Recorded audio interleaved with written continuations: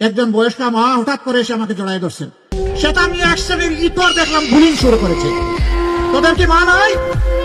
একটা ক্লাস আজকে সামান্য মানবতা এবং ভদ্রতা ভুলে গেছে।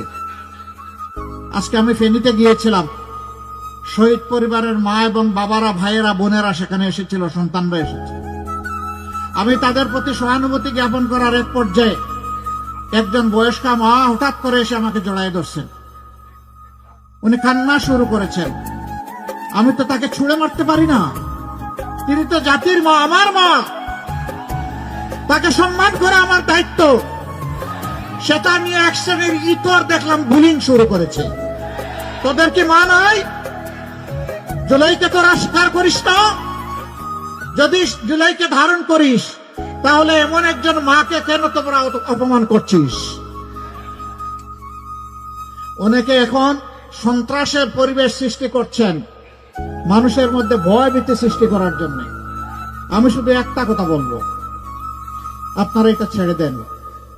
আপনারা ছেড়ে যদি না দেন, মনে রাখবেন আমরা আমাদের জীবনের চাইতে মায়েদের ইজ্জতের মর্যাদা অনেক বেশি বুঝি। আর যদি মায়ের গায়ে কেউ হাত দেয়, আর যদি হুঙ্কার দেয় আমাদের মায়েদের কাপড় খুলে নেবে, আমরা তাদেরকে ছেড়ে কথা বলবো না ইনশাআল্লাহ। ওরকম পরিস্থিতি যেখানেই হবে, আমি যোদ্ধা লড়াকু যুবকদেরকে বলবো, তোমরা যারা বুকের রক্ত দিয়ে, বিশেষ করে এই 35 শহীদের কুমিল্লার যুবকদেরকে বলবো, তোমরা সেদিন যারা জীবনের মায়া ত্যাগ করে জাতির জন্য রাস্তায় নেমেছিল, আসো এরকম বেয়াদবি কেউ করলে মায়ের ইজ্জত রক্ষা করার জন্য আরেকবার তোমাদেরকে লড়তে হবে।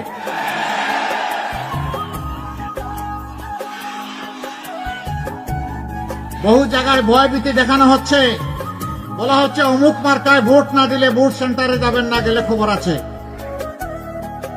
আমি মাদেরকে বিশেষভাবে বলবো, তাদেরকেই ভয় দেখানো হচ্ছে। আপনারা ওই মা যারা শরীফ ওসমান হাদিকে জন্ম দিয়েছেন, ওই মা যারা আবরার ফাহাদকে জন্ম দিয়েছেন, ওই মা যারা আবু সাইদকে জন্ম দিয়েছেন, যে আবু সাইদ বলেছিল হয় আমার অধিকার দে, না হয় আমাকে একটা গুলি দে। আপনারা সেই মা। যদি কেউ ভয় দেখাতে আসে, চোখে চোখ রেখে বলবেন, এটি আমার অধিকার, এটি আমার দায়িত্ব, ভোট দিতে আমি যাব, তুমি পারলে ঠেকাবা। ওরা বিড়ালের মতো পালাতে বাধ্য হবে ইনশাআল্লাহ।